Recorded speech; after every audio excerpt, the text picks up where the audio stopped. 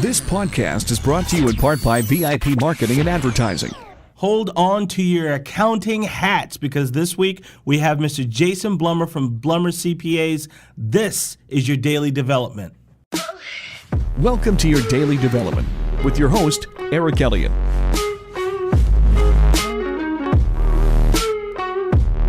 You're running away from the future, man. You gotta get caught up in the past.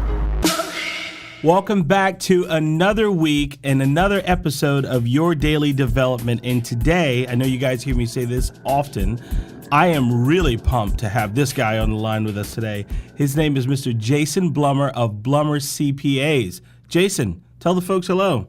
What's up, Eric? Thanks for having me, man. Hello, folks. Hello, listeners.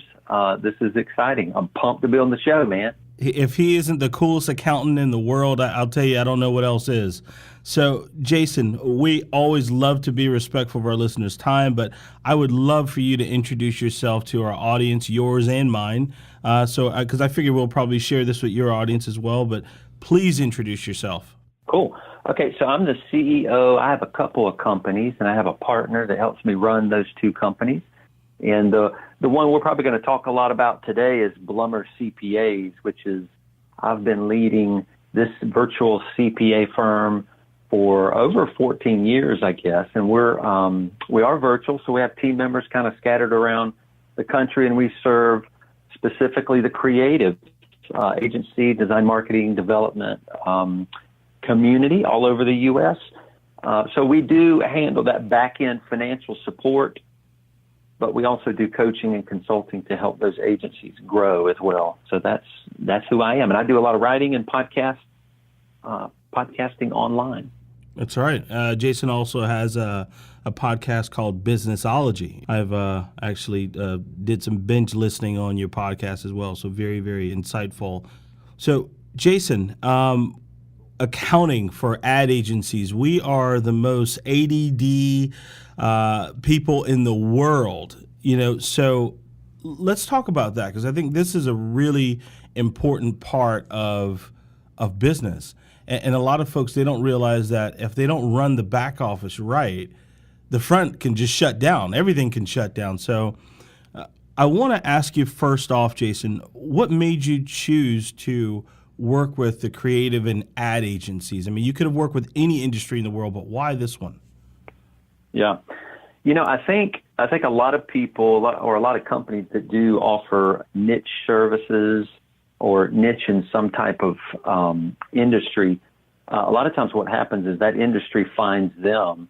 So it just kind of forms over time. A lot of people want to choose one, and you can do that, and that's fine. But a lot of times, if you're a general type firm, we were kind of general. We had an office, and we were serving a lot of people. We just started getting a couple of creative type agencies. Mm-hmm. And then they would refer people like themselves to us. And then we just started, we kind of morph into it over time. And then you can start saying we're an expert, in this industry. Maybe when you have two, you can say you're an expert. No, not really. But that's what a lot of people do. So once you become an expert, then you can continue to narrow more and more to focus on that niche. You don't have to do that, but that's what we've done. We've really taken some considerable risk to focus on just one industry. So it just morphed over time as we got more and more creative clients, and they referred their friends. And then we, started a podcast 4 years ago to really focus on that industry and start really speaking to them and helping them understand what it means to grow their companies. Well, hopefully the risk has paid off for you, Jason. Now, a lot of your clients, do you advise your clients? I may be jumping ahead a little bit here, but do you ever advise them to niche as well? I think niching is a good practice. I think anytime any business really commits to some kind of focus, that's what a niche does. It becomes a focus for you, and it helps you know why you're doing what you're doing. So depending on what the goals of the agency is, we would say develop a niche if that's what they want to do. Some want to be a generalist type agency, mm-hmm. And that's fine. So there's a certain business model that'll support a general agency, and there's a certain business model that'll support a niche. But it is important to remember that we don't just do a niche because we've just read articles that's what you do. You're actually committing to a niche because you have some expertise. And if you do have an expertise, committing to a niche is just a positioning type, claim that you make. It's a claim to expertise. And you do that, you make a claim to expertise because you can make more money when you do that, because experts just always make more money. So that's the end reason as to why you would have a niche. It gives you on where to do your marketing and who to speak to and things like that. But just because you have a niche doesn't mean the clients are going to flood in. Right. We found the more narrow you commit to a niche, actually, the more you have to be better and better at your marketing. So as you narrow your market and you're talking to less and less people, your marketing has to be more and more targeted, more sophisticated. And a lot of people don't know there's that other side of the balance, that the narrower you go, the more focused your marketing and targeting has to be. That's true. One thing, we had a guest on, Jim Doyle, who's actually a leading expert in advertising and marketing. One thing that we always say is, if you try and be all things to all people, you wind up being nothing to no one. And I think that's true as well. True. That is so true. It is. Yeah. And that's why making a claim to expertise really is a great way to make more money.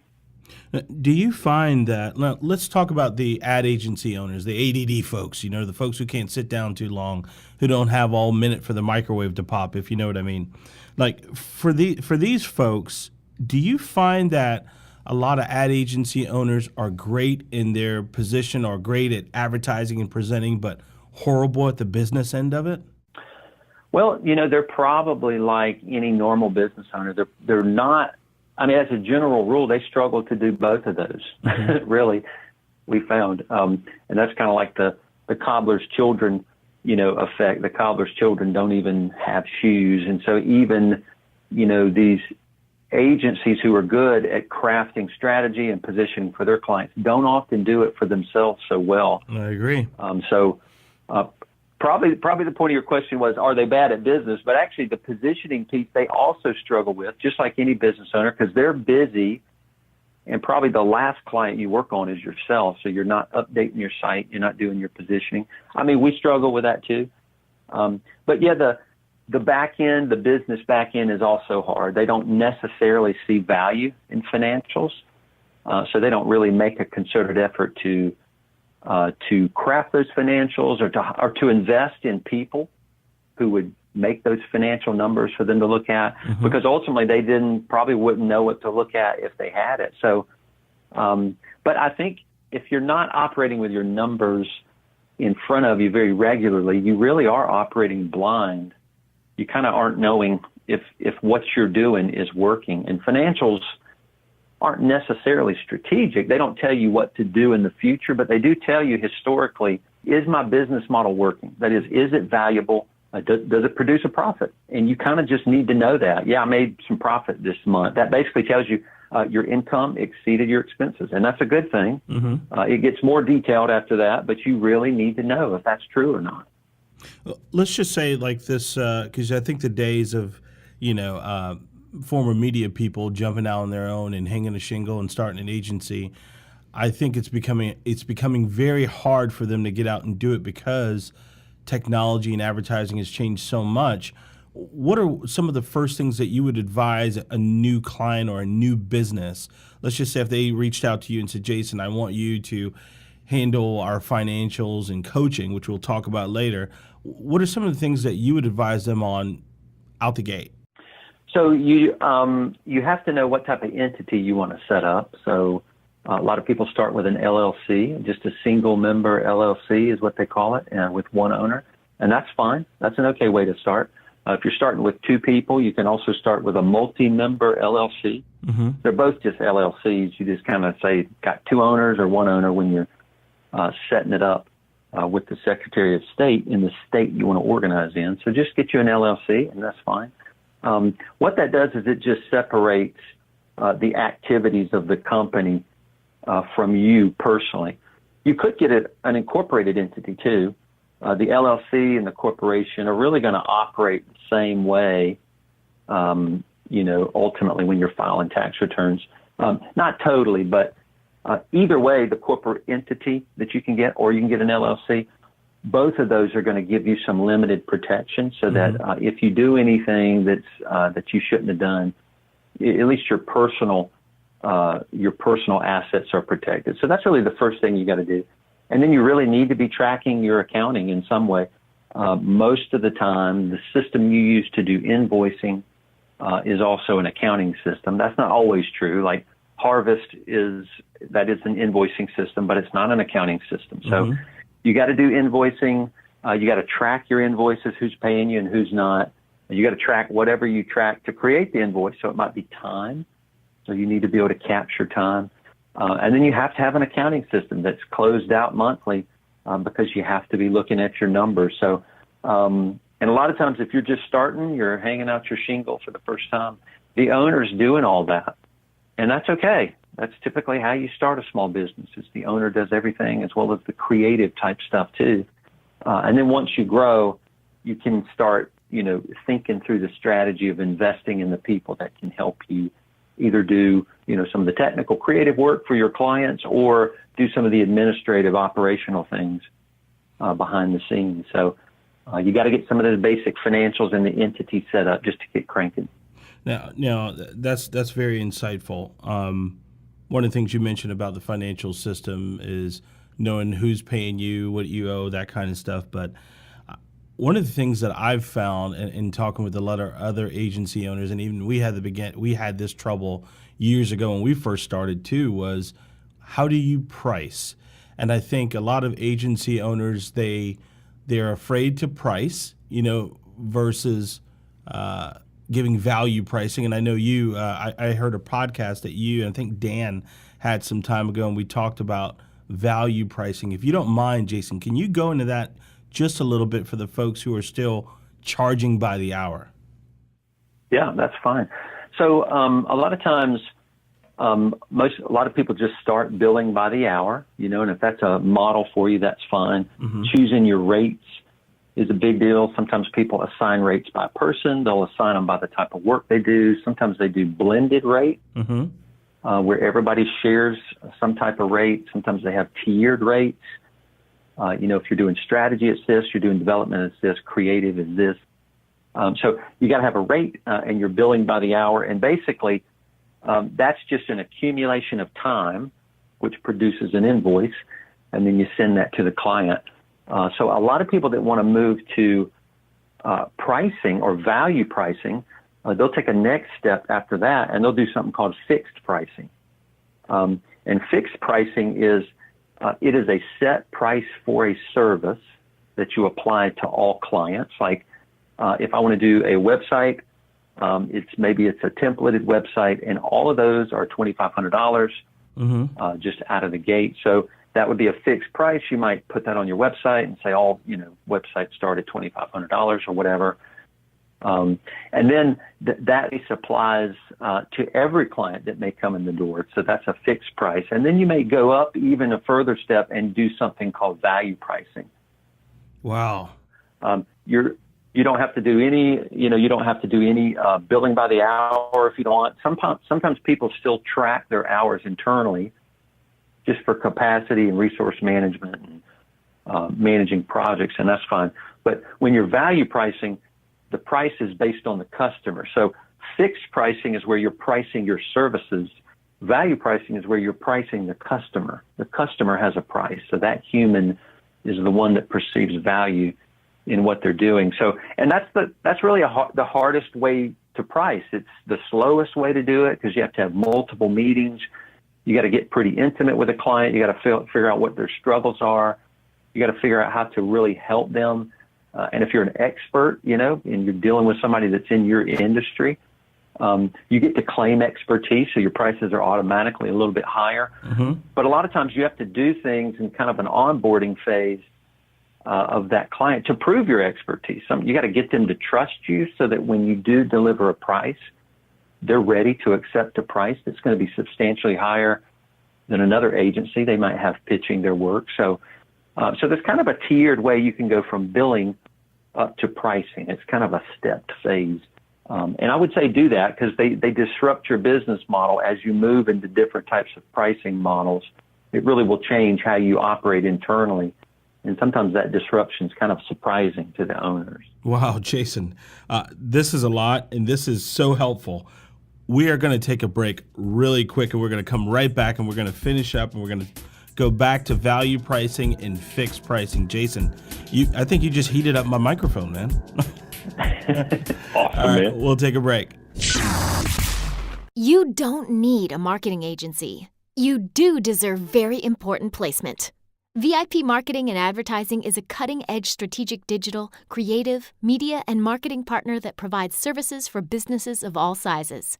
To stay up to date on the latest marketing news, subscribe for email updates at veryimportantplacement.com. We are back from our break with none other than Mr. Jason Blumer of Blumer CPAs, and he just talked about pricing, which is a huge component of any ad agency. So, Jason, we just left off and we were talking about the benefits of each of these pricings, hourly, fixed, and value pricing. So let's go back to the value pricing because I had a question about that. Do you run into agencies sometimes where they may provide a little too much value to a client and sometimes they may be losing money? How do you coach them through that? Oh, yeah. Yeah, so that's typically one of the standard things when we start coaching agencies. Some of the basics we know, or just a few things we know when we start coaching agencies, is a lot of times they're serving the wrong client base. That's often an anchor to hold you back in your growth. So that's typically a very common thing we see. And they're often not pricing high enough. They're not pricing what their value is. And then a lot of times another common thing we see is that there's a lot of hidden value in the service that a lot of agencies give. And they don't notice it because they've just done it over and over. But, if, like, for example, if you build a website and you also do a good bit of strategic work in that, especially if you're doing marketing, there's some strategy, there's some content. A lot of times we find agencies are throwing a lot of that stuff in and they don't think about it. When if you're doing value pricing proposals and one basic tenet to value pricing is just always do three options, a high, middle, low. And when you do that, you can start carving out a lot of those pieces. You can say strategy, content, social management, and website, that's option one. And then you can start taking some of those valuable things out as you move down to option 2 and 3. And give the option to the client to choose a lower price, but you have to take some of the value out so that you're not giving value away that they're not paying for. And so what we find is a lot of agencies just dump it all in a big bucket and they don't really tell anybody what they're doing. Absolutely. And so there's a lot of hidden value. And so they end up not being paid for a lot of those things. So if you want to be paid for them, then you pull it out and tell the client, we're going to start with a half-day strategy, talk or whatever we do to brainstorm ideas. Well, that's a price. We don't have to do that, but that is part of what we're going to do. And there's a price for that. But you can't throw that stuff in, or you can't ever ask for a price, because if the client doesn't see and perceive the value, you can't actually ask them to pay for it. So value has to be really explicit for a client to perceive its value and then to be asked to pay for it. That's a key. Do you think some agencies are afraid to price? Oh, yeah. Yeah, fear is a huge component in pricing. It does take a lot of bravery. It's very different. It feels different. Sometimes when I'm coaching with agency owners, one practice we go through is just for me to ask them to double their price on the next proposal. And, there's work to do that. So you can't just, double the thing you're doing and expect to get paid double. So we have to work through, well, if you want to double your price, what's double your value? Let's see what's double the value you normally deliver. So then the agency owner I'm coaching has to be creative enough to, make up these things that this client may need. Maybe starting to add in building customer personas or something like that, something they've never done before, something that would prove and represent or justify a double the price. And a lot of times, the agency owner may or may not win that price, but what I want them to do is I want them to feel what it feels like to offer higher numbers and to be able to back those up and say what those are. And there's a lot of practice and skill to selling a $25,000 website than there is a $9,000 website. It feels different. It's scarier. It requires a lot more bravery and confidence. So those are components we have to practice and go through in coaching if you really want to grow your agency and start delivering some huge value to your client. I agree with you. I mean, I've told our team, let's just say our production team, just, me being a little personal here, we made an effort not to take, just a bunch of lower end jobs that'll keep us busy and just kind of do more quality work.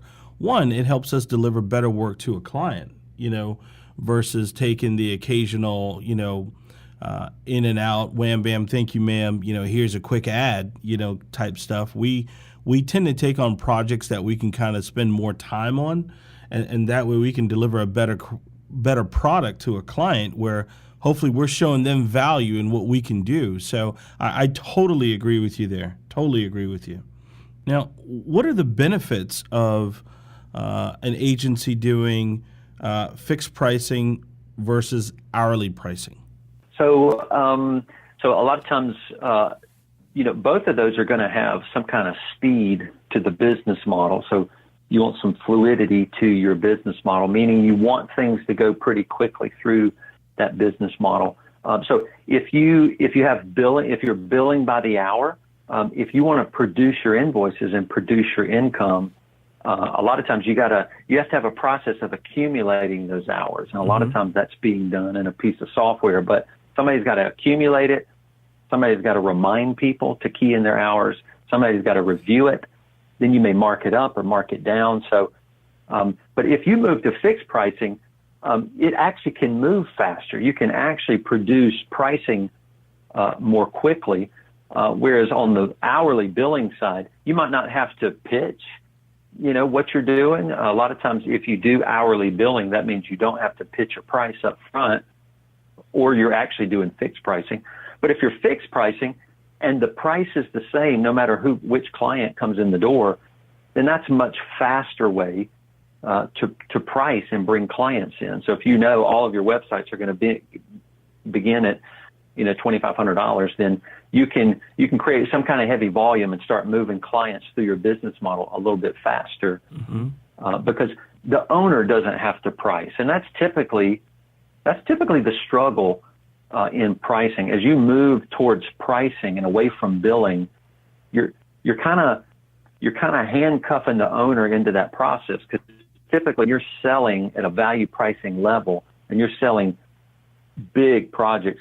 The owner is the one that knows the philosophy and the service philosophy of the firm, right? And they're the ones that are typically having to do a lot of the sales. So as you move up from billing to value pricing, you're actually adding more friction into your business model, where the owner has to start meeting humans more.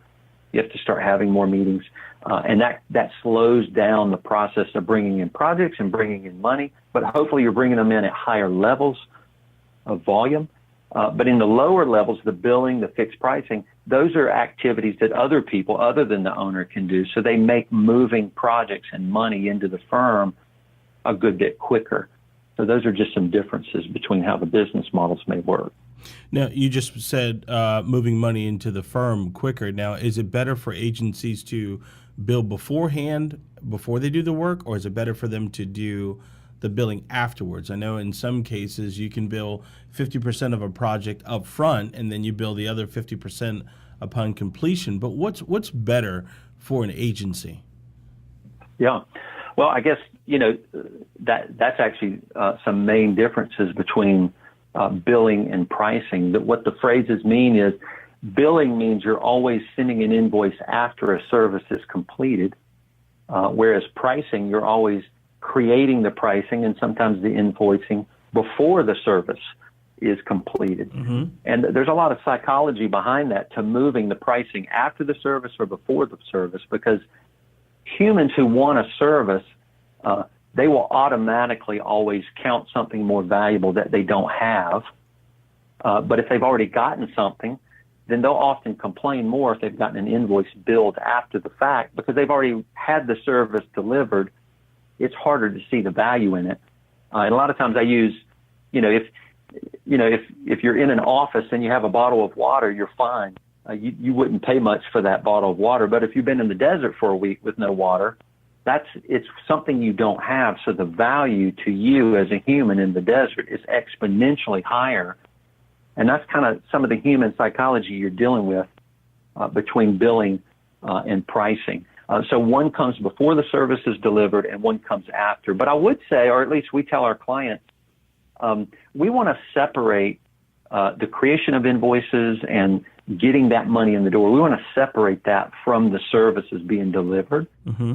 A lot of times agencies will attach their invoicing to the milestones in the project.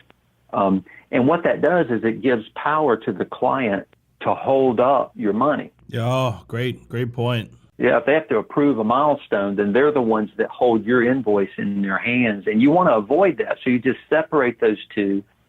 And a lot of times, irrespective of the statement of work or whatever scope you have documented with the client, just get some cash down, 50% down, and then you do, 20, another 20, 15% or whatever at just very specific dates in the future. Mm-hmm. And we would always say any smart business owner is going to try, if you can, to get as much cash down as you can. I mean, if you could get the whole thing, why not try it? Right. But of course, that probably won't always work. But you want to try to get as much cash down as you can. So if you can get 50% down as a policy, then do it. I think 20% is more of a regular thing that we hear that people try to get down. Wow, Jason, we are going to leave it there. What a great tail end to pricing. So we're going to leave it there. I think we have so much, Jason, that we should probably do an episode 2. What do you think? Let's do it, dude. Awesome. So we are going to leave it right here and end with Mr. Jason Blumer, and we're going to create a treat for you and just give you an episode 2. But what we are going to ask of you guys is that you do leave a rating for us. So 1 star is cool, but we love 5 stars around here. So we want to thank Mr. Jason Blumer, and we will be back next week with another episode. Jason Blumer, thank you so much. Thanks for having me, Eric. This has been fun, man. This has been your Daily Development. Copyright 2017 VIP Marketing and Advertising. Produced by Craft Creative. When all eyes are on you, make it count. From audio to video to graphic design and more, Craft Creative can do it all. We don't make commercials. We craft creative. See what we can do for you at wecraftcreative.com.